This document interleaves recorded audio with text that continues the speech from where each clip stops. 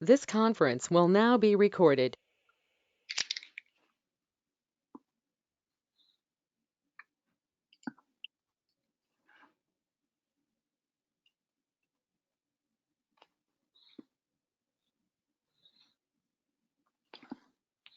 Are we still there? Everybody's gone silent. Yep, we're still there. I started the recording, so I think you can start whenever you're ready, Don. Okay, I guess it is 101, isn't it? Greetings and welcome to the Clean Telecon for this week. This week we'll have Beth, I don't know how to pronounce your last name, Beth, sorry, who will be talking about good-natured comedy for climate communications. But first we'll have our regular announcements. Are there announcements to share from the group? This is Katie Boyd. I've been announcing all our webinars. Our webinar series is done, and our special webinar on the National Climate Assessment is done as well. So if anybody wants to check those out, we have recordings up on our website. Just thought I'd let you all know. I can put the link in the chat. Awesome, thanks. Other announcements. So this is Frank Niepold over at NOAA. We are a consortium of us are working to support a lot of the climate and energy literacy related sessions at NSTA. That's coming up next week. I'm putting the link to that in the chat window. So if you are able to attend or know of people who are attending, there's quite a rich and interesting group of workshops, seminars, exhibits, resources being highlighted. So it looks to be a very interesting meeting. A group of the clean community will be there, and then hopefully we'll be growing that community more. So you can see the kinds of work that's there in the Google Doc that I just posted, and that's also on the Clean website in news. That's where you can get it as well. Great, thank you, Frank, and thanks for putting that together, not just announcing it. And we should also get a social gathering together. And yes. So if nobody else does it, I'll float an email about that in the next few days. It's a nice idea, Don. Yeah, we should definitely do that. Yes, indeed. Other announcements. Hey, this is Patrick, and I just put up the link to the ESIP summer meeting, and most of you heard this announcement in the leadership call, but that is scheduled for July 16th through 19th in Tacoma, and not only is it free for teachers to attend the teacher workshop on July 17th, they actually receive a stipend of $250 for doing so. So feel free to contact me with for more information, or follow the link there. I'm going to throw in there that Patrick is developing a workshop, or he's going to be part of their teacher workshop and present about climate literacy work. So he's hoping to connect with others in Washington State who might be doing similar work and want to help with that or get their materials out through that. So if anybody knows anybody in Washington that might be interested in connecting with Patrick on that, please get in touch with him as well. I'll say Frank Granshaw's name just to make sure it gets said, and hopefully remember to send that to Patrick. Cool, thanks. And we've been in touch with like Deb Morrison and some of the folks that are doing that work there too. So. And Frank's actually in Oregon, but he's close by. Cool. And has Washington connections. Yeah, and it's in Tacoma, which is not as far as Seattle from Oregon, I guess. Yeah. It is unfortunate that it's the same dates as the Earth Educators Rendezvous. Yeah. So they've been talking about that a little bit, but. Yeah, it may be possible to have folks present or join us remotely as well, if they would like. Good. Okay. Actually, Patrick, just on that last point, the remote, if there is a remote participation, that would be wonderful. I just support that going that direction if that is something that is possible. Yeah, there'll definitely be a way to attend remotely. All ESIP meetings are available to jump in online and structured so that you can ask questions through GoToMeeting in the same format that we do on our calls. Um, the only trick, if someone wanted to present remotely, it's geared towards a hands-on workshop. So that would take a little more nuance, but that's definitely an option. Okay, other announcements. Well, then let's hand it over to Beth. So Beth is going to be talking about comedy for climate communication. And, Beth is an associate professor of theater and environmental studies, cool combo, at the University of Colorado. And I'll also note that my daughter just got accepted to a theater program and will be going off to SUNY New Paltz to study theater in the fall. Ooh, congrats to her. Yeah. That's fantastic. So Yay. take it away. Okay, good. So I'm going to give a brief introduction, and then I'm going to do a piece of stand-up comedy, climate comedy, just to shake things up a little bit. So this talk is really about a class that Patrick and I taught a year ago, and it's really about students' assessment on a class project involving this type of comedy that we're collecting. We collected this research on them through an online survey to generate data to explore their feelings of hope and their views of their own growth as climate communicators by being involved in this good-natured comedy for climate communication.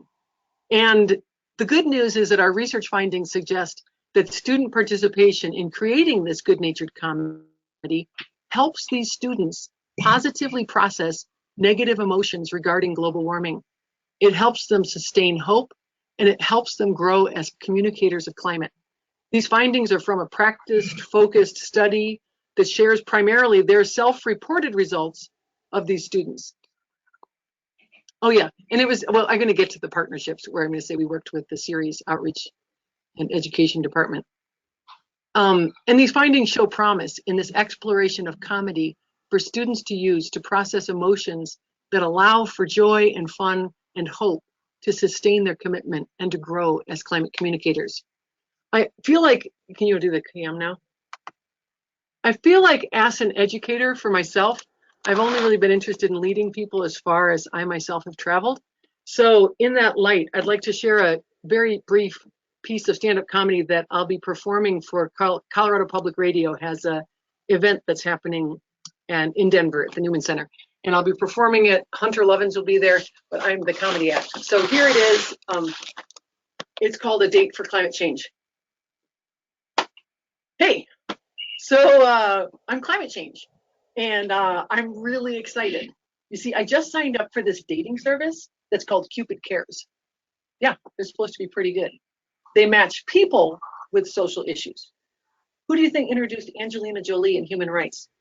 Bill Gates and malaria? Cupid Cares. So I thought maybe they could find a match for me too.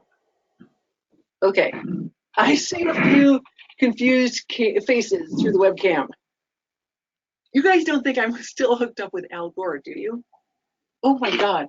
Allow me to say that with all due respect to Mr. Gore, that I ended our monogamous relationship for a more open one a while ago.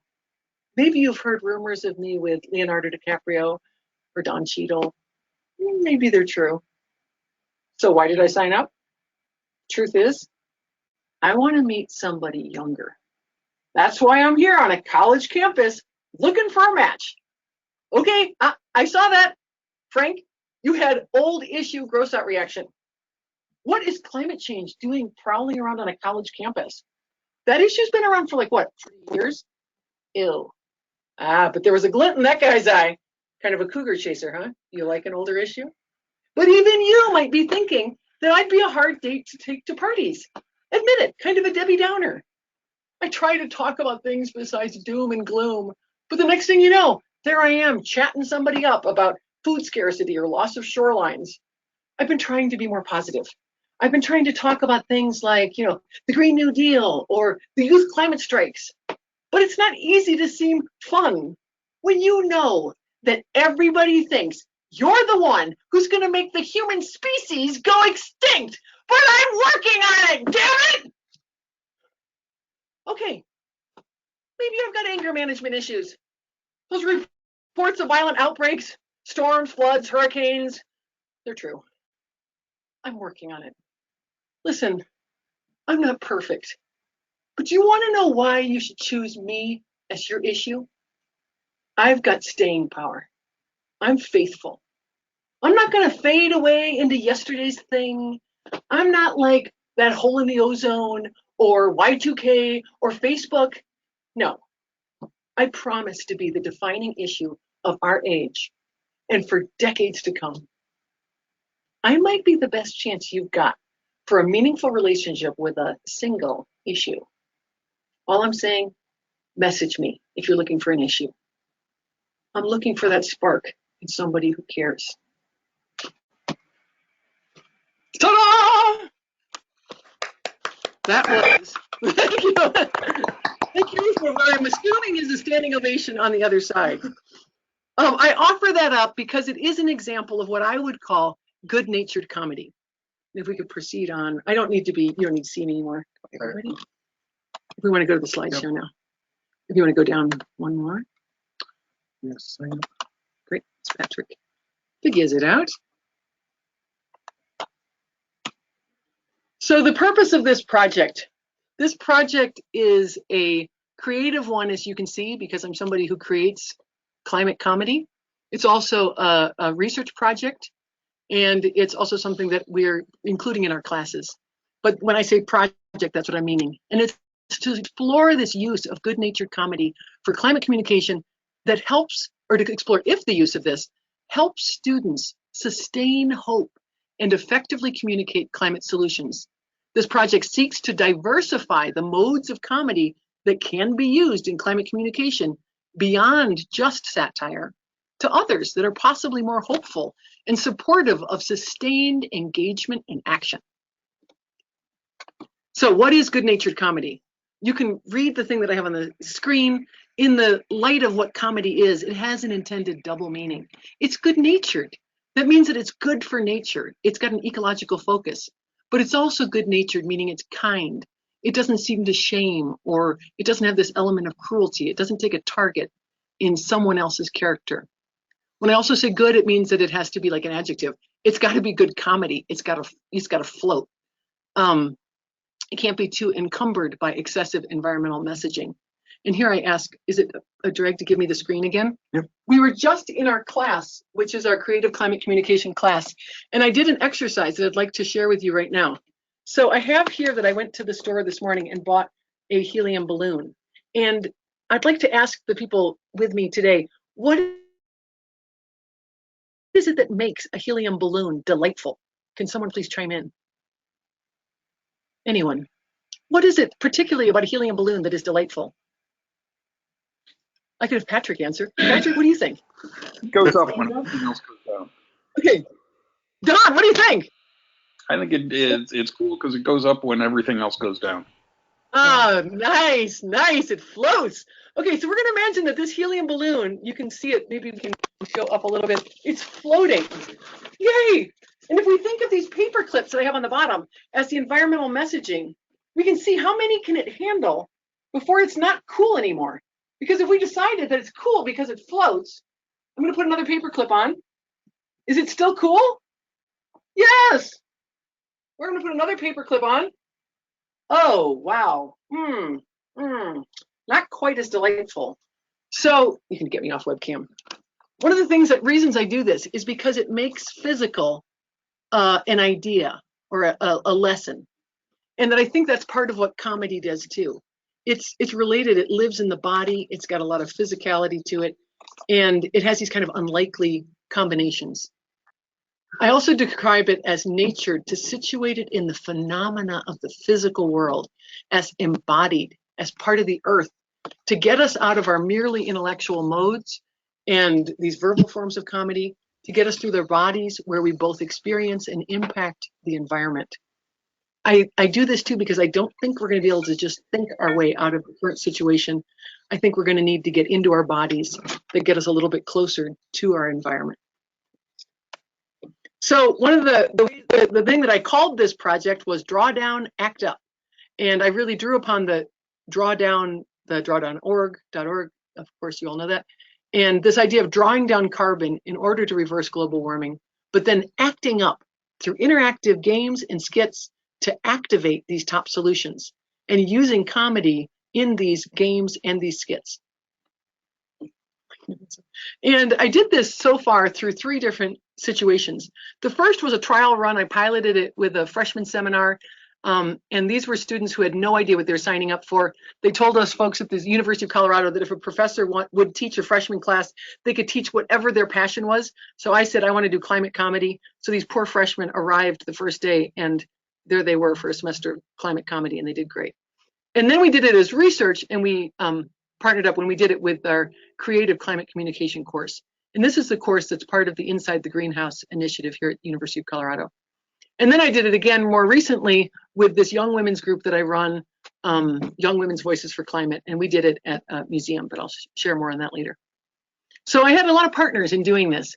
The first obvious one is Drawdown.org, and the team, we had Catherine Wilkinson, who was the lead author for the book, Skype in for that class that Patrick and I were teaching, and that was super cool. She really just amazed the students. At the end of it, one student raised her hand and said, does she have any idea of what she was able to do? Like, she was just amazed at what one person could do.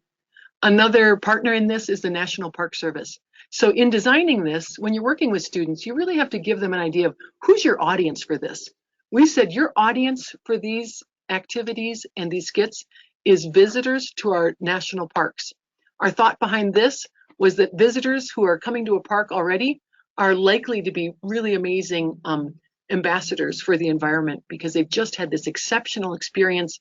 We're going to hit them with this messaging right when they're open and alive and in that environment. And we worked in particular with the climate change response team that many of you may know is right here in our neighborhood in Fort Collins. And you can see that Max Boykoff, my partner in a lot of this work, arranged a meeting. It was like a 2-day workshop, an invited meeting that I was at, and a bunch of folks. And Larry Perez in the center of the photo, the middle penguin. We did some of this work when we were at that workshop with the whole climate change response team and other invited guests, and it was good fun. We also partnered with Rocky Mountain National Park in particular. That's our neighborhood park, and they have a discovery center, and they were happy to host us, and we did it as programming as part of their thing. And we also partnered with CERES, the Cooperative Institute for Research in Environmental Science, the Education and Outreach Program in particular. It was Susan and Anigal. So, and then SPEAK is the organization for the young women. So the research shows, we really wanted to base this in the research that shows what makes for effective climate, communicating climate solutions. So we really wanted to keep it all local, and we had to make a choice here. So when we said local, we meant located in that park where it's happening, because that's where everybody is together. And then we asked them to appeal to people's already held values, single issue, positive, co-benefits, framing it as a solution. Here's the list. You've probably all seen this already. This is the top 16 solutions of the drawdown.org list that they published in the book. And the reason this was important for us was because even when we're teaching these classes to seniors who are environmental studies majors, and we ask them to do a creative composition, they'll choose as their content something like recycling plastic water bottles or turning off the lights when you leave a room. And there was this overwhelming sense of, folks, that's not going to move the needle. We need to really be a little bit more informed in aiming towards these top solutions. So using this, having this resource of this book, the Drawdown book, having this has really helped it out a lot. And we asked people to really aim towards the top 25, really saying if you can do top 10, that'd be great, even acknowledging still that all solutions need to be addressed for us to draw down the carbon we need to and the greenhouse gases. But really working towards these top solutions and understanding the difference, what kind of an impact you're likely to have. In doing this with students, I've led a lot of people who identify as not being performers in creating comedy. And I'm really interested in the process of doing that as much as the resulting product. And it's not too hard. You can do it. There's a list of funny. You fully commit to something. It's funny. Exaggeration, a ridiculous idea, surprise, all these things, very funny. sexual innuendo. And the thing is, too, is when I say good-natured comedy, you would think I just pulled the plug. I took away all the good stuff. Like, Beth, now I can't even be funny now. You're making me be nice. But there's a lot that is still at your disposal. Timing, failing, wordplay, honesty, social inversion, tons at your disposal. So what did the students do? You can see Patrick was a TA for this class. He was a willing and ready carrot. And students created, this is a skit that was on a plant-based diet, right? And so, yeah, great work that they did. I'd like to share, I hope this works, to share this one. This was the best game that evolved from this.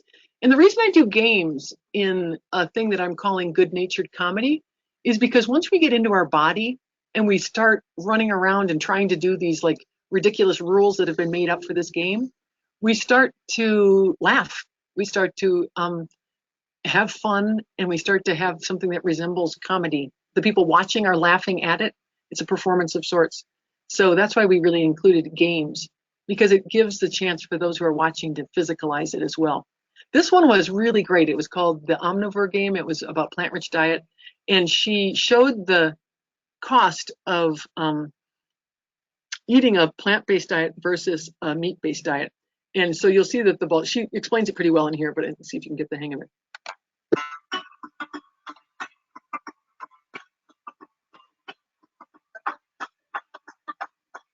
Red balls equal meat, green balls equal plants. Well, you got to get more green balls next time because you got to feed the animals. Oh, and then it takes water as well. The blue balls represent water. In the last round, you had to hold your breath when getting a red ball to account for the fluctuation of the livestock. So this points out a lot of things. We can start to look at our list and the things that she got. She alludes to farts. Farts are always funny. So yeah, the release of methane and other greenhouse gases. She has us doing something that we're going to likely fail at. We do these things. So this resulted in a lot of humor, and it was really successful in conveying a lot of environmental information about this specific solution. And the idea was that the games would be the thing that would really give the understanding of the kind of the science behind the solution. And then the skits, and then the skits, how do I go forward? Okay, wait, let's stop for a second. Okay, hang on. So the idea of the skits then was to put in action these solutions and to show how you could act on them. So I don't think I'm gonna show this one because it doesn't really work out. It's not as interesting of a video. But this was another group that did solution number 6. And this, of course, is girls' education. And they showed a cool thing. They said the two female identifying folks in this photo were not allowed to contribute in any way. And the challenge that they'd given themselves was, we have to turn the tarp over completely without getting off of it. So they tried that, and they were not able to succeed in doing that. Next round, they said, okay, the women can contribute only with gestures, but not verbally. Tried it again, did not succeed.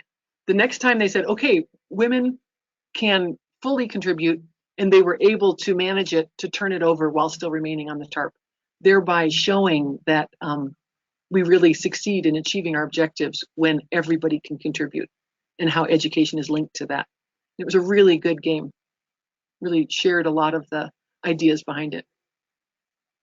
So we really wanted to ask our students too, this was part of where the research came in, how important this issue of global warming was to them personally.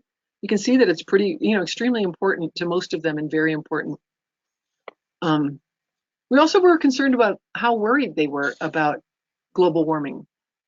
Where did it fall for them, both for themselves and for what they thought would be for future generations?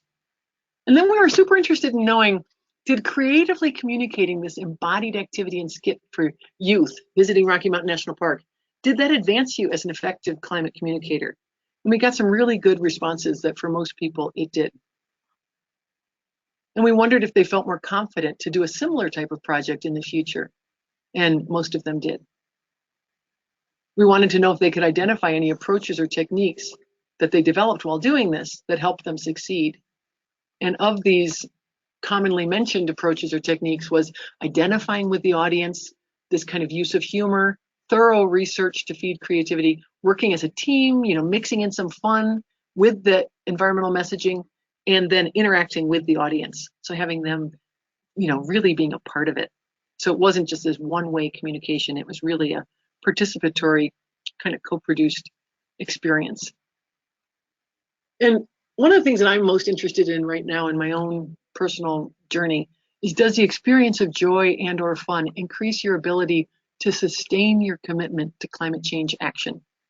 And most of them did. And I think that their responses are interesting. One of them said it keeps things fresh and exciting.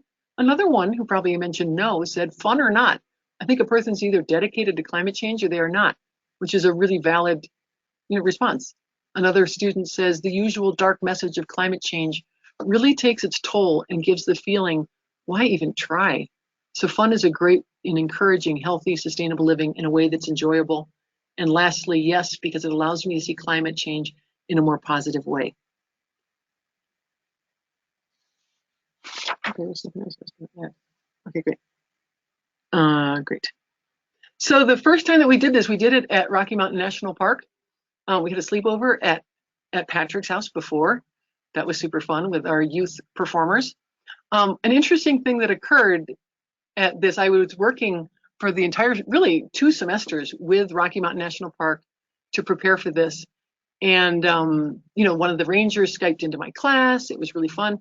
And the morning that we were ready, and I have a minivan full of youth performers, all the costumes, everything. The morning that we're about to leave at 10 o'clock, I get a call from Rocky Mountain National Park from the education director. And she says to me, Beth, the head of the National Park Service is visiting this week. We got a call from CU saying they were doing some, like trying to do some press on the fact that one of their professors was doing this. And they said, they requested that we just cancel this. But I'm going to call you and say, can you just not mention climate change? And so I'm inside my head going, and kind of reeling through, like going, okay, check. And it worked that I didn't need to make too many adjustments.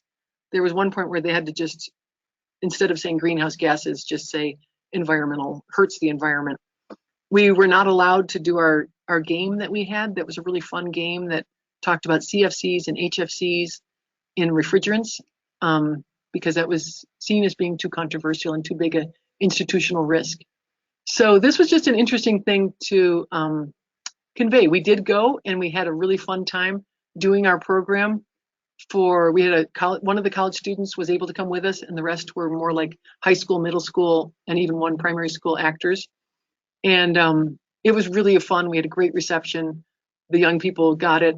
For me personally, as a person who'd been working on this for a long time, it felt a little bit like a punch in the gut, and it felt a little bit like I was conveying something that just seemed kind of cute, and I wasn't really allowed to say, hey everybody, guess what? This refrigerator skit, this is actually the #1 solution to reversing global warming. Like, that's just kind of a fun and surprising thing to be able to tell people and to let them know the significance of it. So that was really a lesson, and just it was just a timing issue, but it was also just part of the reality we're all living in now.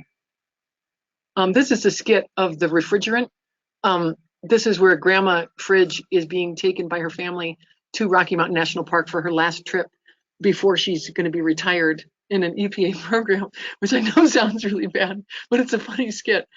And she's hard of hearing, so she has a lot of play on words. And they're just trying to get a family photo, and it keeps getting interrupted by the fact that she misunderstands. Here's another skit that we performed.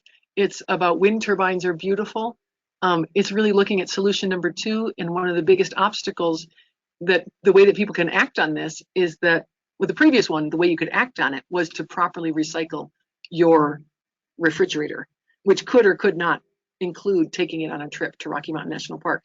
But in this one, seeing wind turbines as beautiful is actually an action that you can take, and creating this culture in which they're perceived of as being beautiful, because it's one of the main obstacles to them being placed in many communities. So this was a skit about an art student who is going on this art class to Rocky Mountain National Park to paint something. And the teacher announces they're here, and he's complaining about the fact that there's these wind turbines are wrecking the view. And the teacher's like, oh my gosh, there must be a big misunderstanding. you thought I wanted you to just paint these, beautiful mountains? No, these wind turbines are a thing of beauty. And then they do this whole song of, I hope many of you know about Lion King. Well, this is a song that we ripped off from there and changed the words to. And it just goes, wind turbines are beautiful. They turn both day and night, provide the world with good, clean energy that make our homes so bright. Once made, I don't pollute air, and power from me's free. You need power, and I make energy. Seems we're meant to be. And then the next wind turbine comes up to him and says, but I get it when I'm too close to your very backyard. The noise and decrease in property value can make our friendship hard. And then they go into their final round. And then in the end, they say, well, and he goes, wind turbines aren't an eyesore. They're a sight for sore eyes. And everyone cheers. I'd like to share one skit in the entirety. You can go to Patrick. And this one really got, I think, closest to what we were trying to go for. And it's just a really fun skit. The link for it is in the slideshow in the PowerPoint. So we're going to just watch that now. And this was filmed. We didn't get a good filming when we were at Rocky Mountain National Park. So this is filmed behind NCAR here in Boulder, Colorado. And just so you know, the snow pea is my daughter.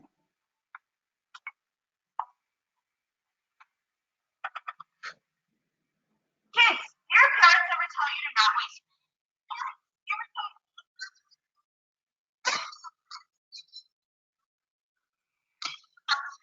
A lot of food is being wasted. Let's know how much. 1/3. 1/3 of all food in this world is not being used.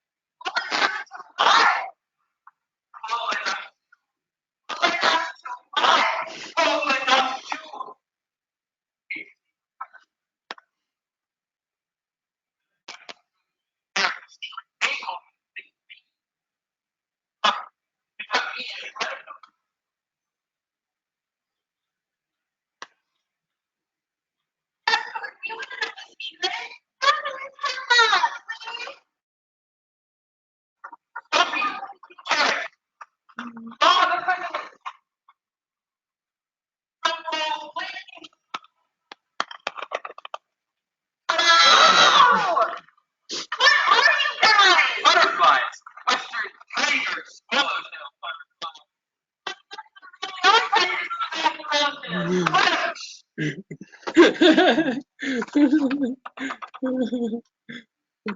Okay, we'll get back to our PowerPoint here. Thank you all for joining in. So, what's my next slide? I can't remember. Oh, you want to get rid of the music? Yeah, otherwise it'll keep going. So the next slide is, oh, let me go back up. Okay, great. So this work has been shared out in a few different ways. So we shared it out at the Drawdown Learn conference, which I know some of you, Frank, was at.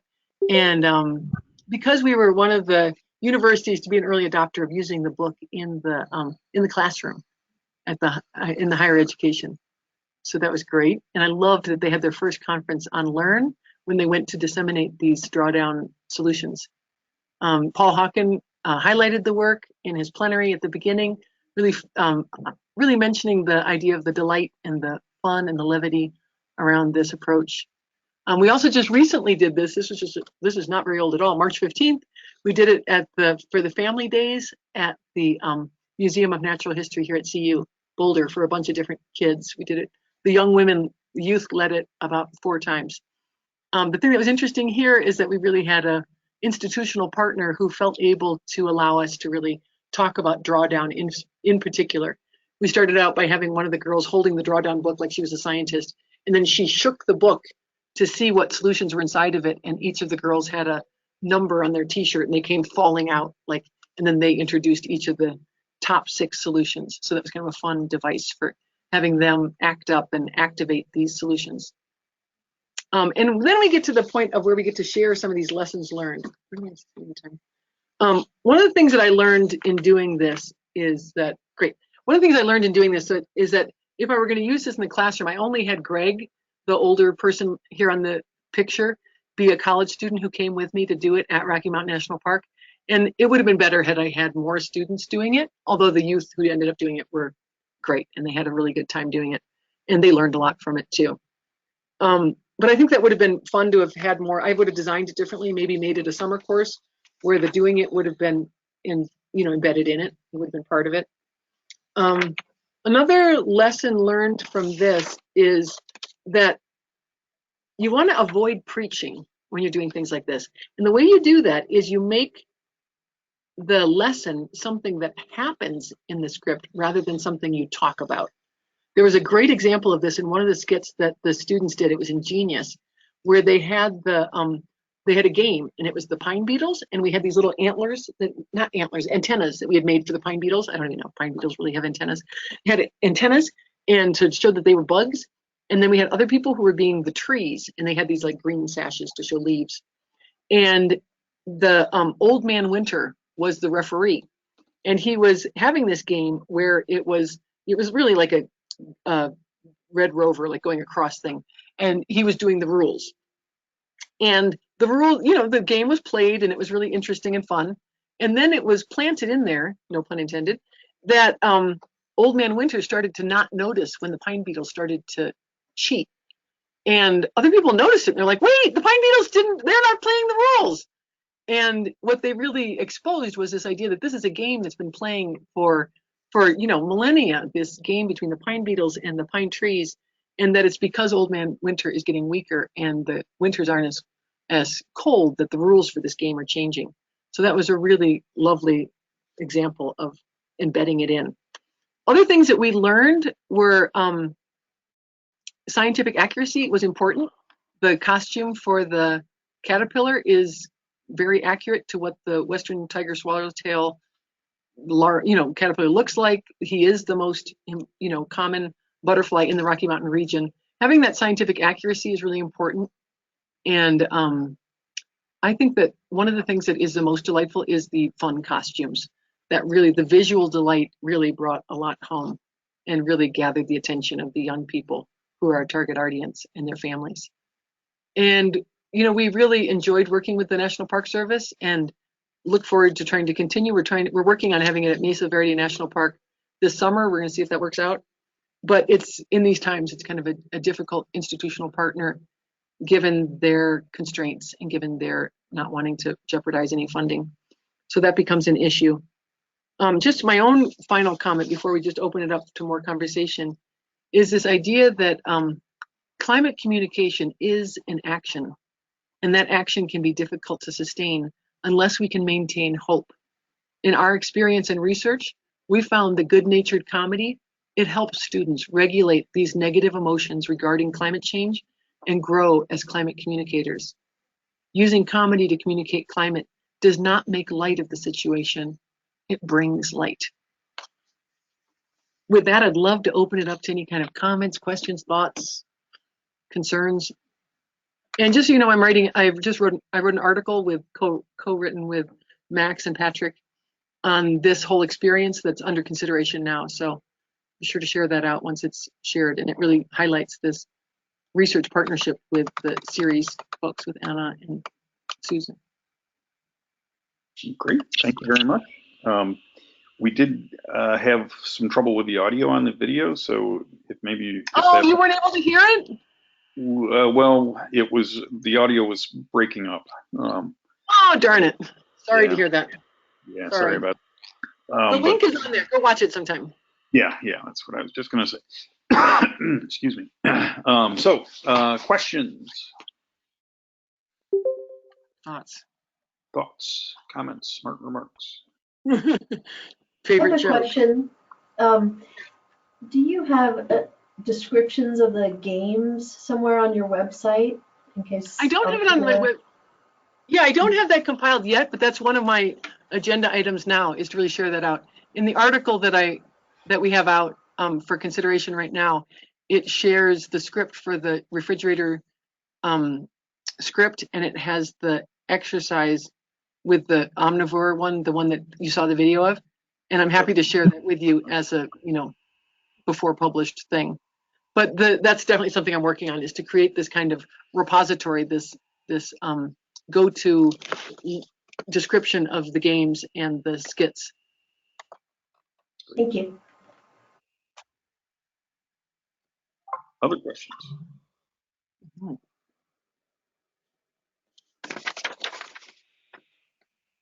I definitely have other things. I have another thing to share if there aren't any questions. There's I don't want to cut anybody off, but I would like to share one of the things that, Maria Oyala, are we saying that right? Maria Oyala, who does the work on, she wrote an article called Hope and Climate Change, the Importance of Hope for Environmental Engagement Among Young People. And she visited our campus, and I've certainly been using her research long before then. And that's really part of this idea of how are we maintaining hope? How are we helping young people deal with the negative emotions that are associated with their awareness around climate change? And I wanted to just share out this, one of the things that was foundational to this work was, there's an article called Humor as Emotion Regulation, the Differential Consequences of Negative versus Positive Humor. And it reports on this research conducted at Stanford University, and it shows how positive, or their words, good-natured humor is more effective than negative, their words, mean-spirited humor, in regulating negative emotional responses. And what they mean by that is increasing positive emotions and reducing negative emotions. Their findings suggest that the importance of emotion regulatory role that positive emotions can play in shaping effective responses to negative situations. So here we had, by surveying our students, we confirmed that they're cognizant of global warming and they're worried about it, which we could call a negative emotion, how it's going to negatively impact their lives as well as future generations. And then their climate knowledge is generating despair, but not necessarily empowered action. So the hypothesis upon which this project is based is that bringing positive humor into conversations about climate, that can help these students regulate these emotions and that can help them grow as climate communicators and critically be sustained in their effective communication of climate solutions. So for Patrick and I, we've really been interested in this idea of how do we guide and help teachers in working with young people and allowing them to explore these ideas of despair and fear. And, we're working on a project now with a school in Jefferson County, which is nearby us.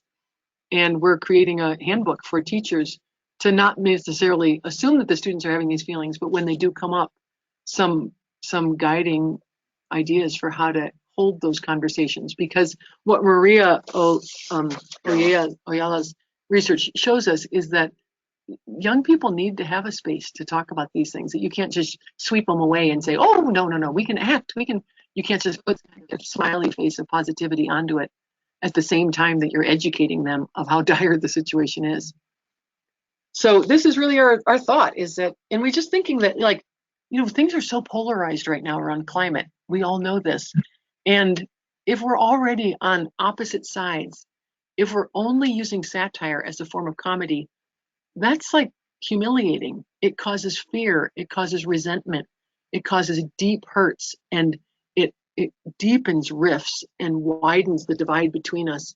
And I'm not sure we want, even though we laugh at it and we get a kind of a temporary release through satire, I'm not sure it's going to get us where we want to go. I'm not sure it's going to get us to a point where we come together to act as one people, as one human family, working towards our solutions. So I just put it out there. I don't want to say that satire has its place. There's a reason, there's a time to call out hypocritical actions and to shameful behavior. But having it be the only go-to could be counterproductive. This is Lynn Sherry. Can you hear me?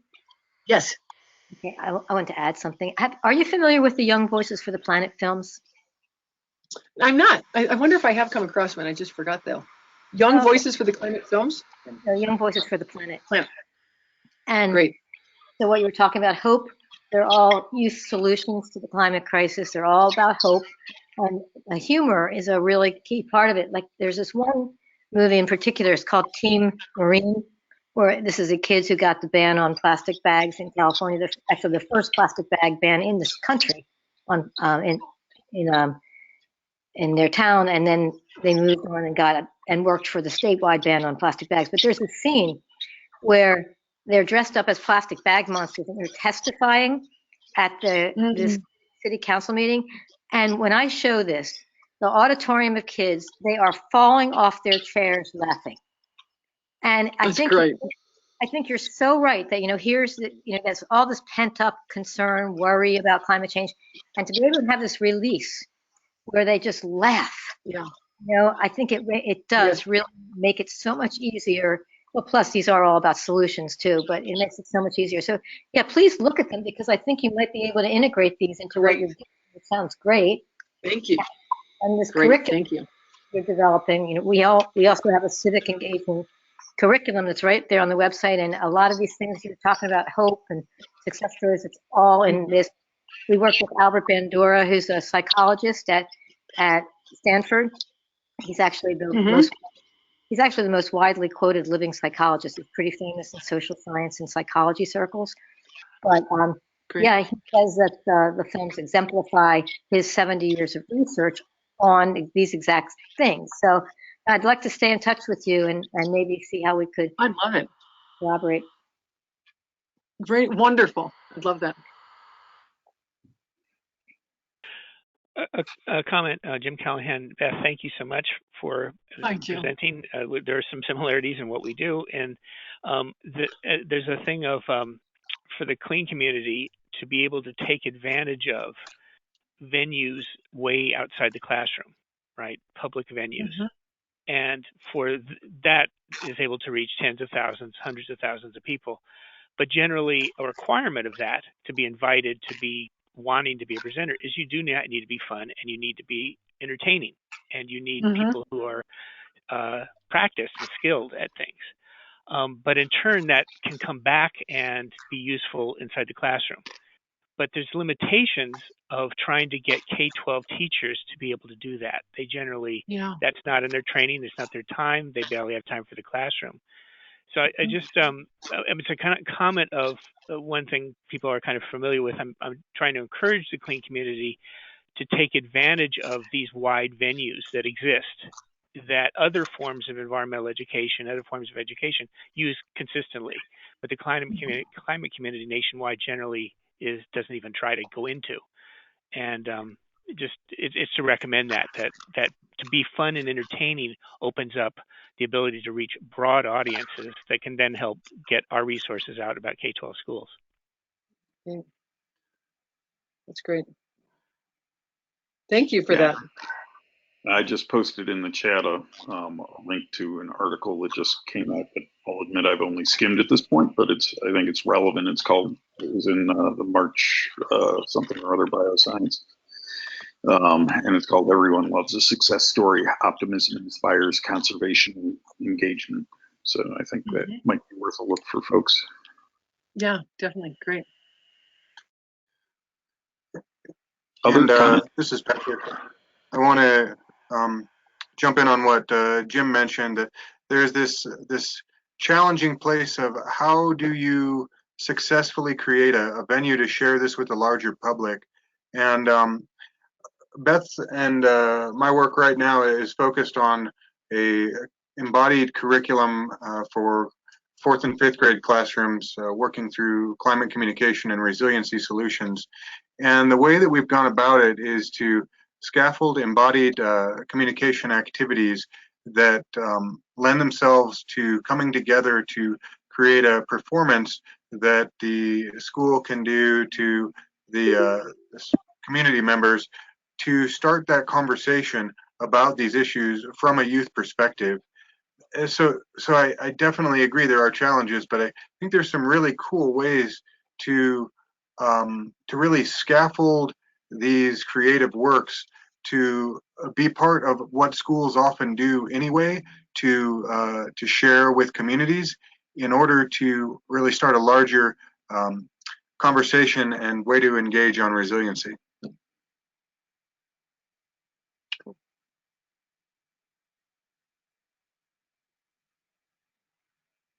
That's a great idea, because I'm thinking about, well, first I should ask, are you thinking like maybe having more, like they could put on a play or some kind of a performance for the community that has humor in it, that has success stories in it, that would introduce the issues, but in a way that would be interesting and compelling for the broader community? Is that kind of what you're thinking? Yeah, definitely. And this particular curriculum is really focused on embodied communication and performance, but I don't think the concept is limited to that. This is a technique that I think you can really use to help help schools form community engagement platforms with a lot of different pieces of work. But yeah, the performance aspect is really what we're focused on now. So the performance that we're working on is, I just recently published a book on it, Performance for Resilience, Engaging Youth on Energy and Climate Through Music, Movement, and Theater. And so we're taking the work and then the book on it and now turning it into a curriculum. So that's another resource that's related to this kind of work that we're doing. Do any of you know of any existing plays or something? I'm just thinking, that's actually how my book, The Great K-Pop Tree, got so widely used, was because people were making the plays of it and musicals. Yeah. So, but I haven't come across anything like that that's making climate change more compelling. I mean, fun. Yeah, Michael Barnett, who's a science education professor at Boston University, I think, one of the universities in Boston, has done climate theater with kids. I don't know a lot of the details, but I know he's great, and has done that. Okay, I will check that out. In the book that I just showed you, it does have the script for the play Shine that is the center of the book, and that's a musical. And there's a whole website associated with it too that has the music and everything you'd need. Awesome. And that's in the Clean collection, so you can find it there also. I think Jim Callahan again. I think it's also recognizing one of the challenges are, do we want to create our own venues? I mean, that's one approach, right? Or if you're especially in a school or whatever, you can put on your own event. There's also the approach of taking part in other events. So essentially the event, the drawing, the crowd, the publicity, you let the event organizers do that, and you're placing a presenter, a performer, an exhibitor. Our organization goes that direction. We let someone else draw 200,000 people, do the publicity, set everything up, and we present the climate education through the form of science. But just to kind of a note, when we're thinking big, broad audiences, you don't necessarily have to organize the event. Mm-hmm.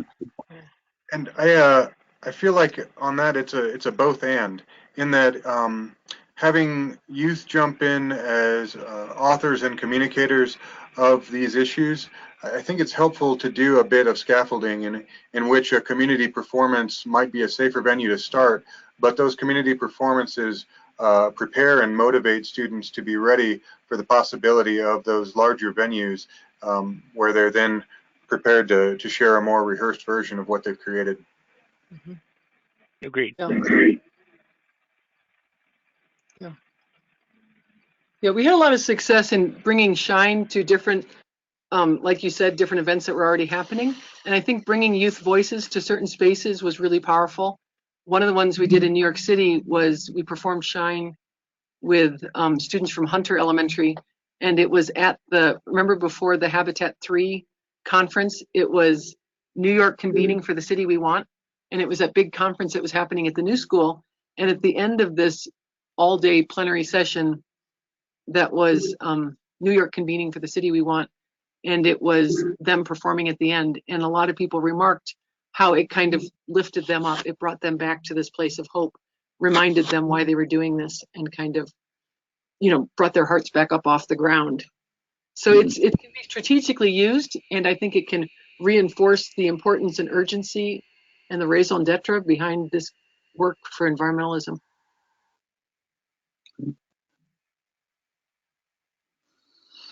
Anybody have one last question before we hit 2 o'clock? All right.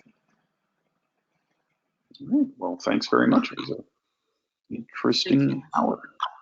Yes, thank you so much, everyone. I appreciate your feedback. Thank you so much. Inspiring work. Okay, thanks. All right. Have a great rest of your day, everyone. Thank you. Thanks, everyone. Thanks, everyone.